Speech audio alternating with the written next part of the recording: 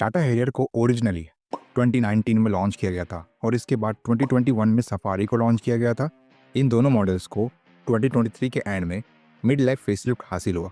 अब हालांकि फेसलिफ्ट इन एसयूवी की सेल्स को फिर से जीवित करने के लिए काफ़ी अच्छा था, लेकिन कंपनी ने अब हैरियर और सफारी के सेकेंड जनरेशन पर काम करना शुरू कर दिया है।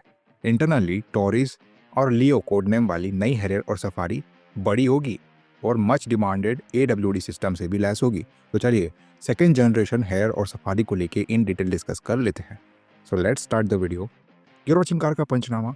Let's get started. As mentioned, Tata ने इंटरनली नए जनरेशन वाले हैरियर को टॉरिस और सफारी को लियो नाम दिया है। कंपनी ने एक बिल्कुल नए प्लेटफॉर्म का डेवलपमेंट भी स्टार्ट कर दिया है जो फ्लेक्सिबल होगा और डिफरेंट पावर ट्रेन को अकोमोडेट करने में कैपेबल होगा। टाटा मोटर्स ICE इलेक्ट्रिक और AWD सिस्टम लॉन्च करने की प्लानिंग कर रही है। करंटली टाटा हैरियर और सफारी दोनों ही ओमेगा आर्किटेक्चर पर बेस्ड है, जिसे लैंड रोवर के D8 प्लेटफॉर्म से उठाया गया है। इस प्लेटफॉर्म की सबसे बड़ी समस्या ये है कि ये ICE मॉडल के लिए AWD सिस्टम को अकोमोडेट नहीं कर सकता, जिसके लिए हम सब काफ़ी समय से डिमांड भी कर रहे हैं। एक्चुअल में सफारी और हैरियर दोनों ही सिर्फ फ्रंट व्हील ड्राइव ऑफर करते हैं। अब इस नए प्लेटफॉर्म के डेवलपमेंट के साथ ICE और इलेक्ट्रिक पावर ट्रेन से लैस हैरियर और सफारी दोनों ही AWD सिस्टम के साथ आएंगे। इन दोनों एसयूवी के लॉन्च होने के बाद से ही काफ़ी लोगों की कंप्लेंट थी AWD सिस्टम का ना होना, स्पेशली सफारी पर, जो इसे लाइनअप से डिटैच करती है। पिछले कुछ सालों में सफारी के ज़्यादातर मॉडल्स में हमें 4x4 सिस्टम देखने को मिला है और हमें इसकी आदत हो गई थी। न्यू जनरेशन हैरियर और सफारी के साथ इंट्रोड्यूस किए जाने वाले ऑप्शंस की बात करें तो पहला एक बिल्कुल नया 1.5 litre TDI turbo petrol engine होगा जो ऑलमोस्ट 170 PS की पावर और 280 Nm का टॉर्क देगा। इस नए इंजन के लिए ट्रांसमिशन ऑप्शंस तो फिलहाल कंफर्म नहीं हुए हैं, लेकिन इसमें हो सकता है 6 स्पीड मैनुअल गियरबॉक्स होगा। इसी बीच DCT ऑप्शनल भी मिलेगा। डीजल इंजन ऑप्शन की बात करें तो दोनों एसयूवी में 2 लीटर क्रायोटेक डीजल इंजन दिया जाएगा जो 170 PS और 350 Nm का टॉर्क देगा।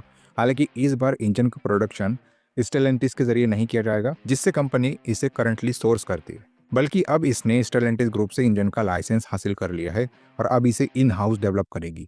इसके अलावा टाटा मोटर्स नई सेकेंड जनरेशन हैरियर और सफारी को इलेक्ट्रिक पावर ट्रेन के साथ भी इंट्रोड्यूस करेगी और ये रिसेंटली लॉन्च की गई हैरियर EV के पावर ट्रेन का डेवलप्ड वर्जन होगा।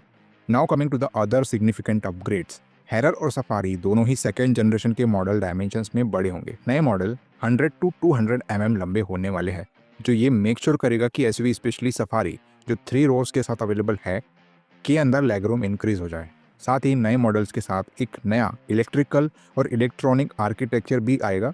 रिसेंटली टाटा ने इस नए सिस्टम के डेवलपमेंट के लिए चाइनीज ब्रांड डेसे से हाथ मिलाया है। सबसे ज़्यादा प्रोबेबिलिटी है कि इंटीरियर भी कम्प्लीटली चेंज हो जाएगा और इसमें एक नया digital instrument cage cluster, touch screen infotainment system और दूसरे फीचर्स शामिल होंगे। तो टाटा जल्द ही अपनी सेकेंड जनरेशन हैरियर और सफारी को इंडिया में लॉन्च करने वाली है।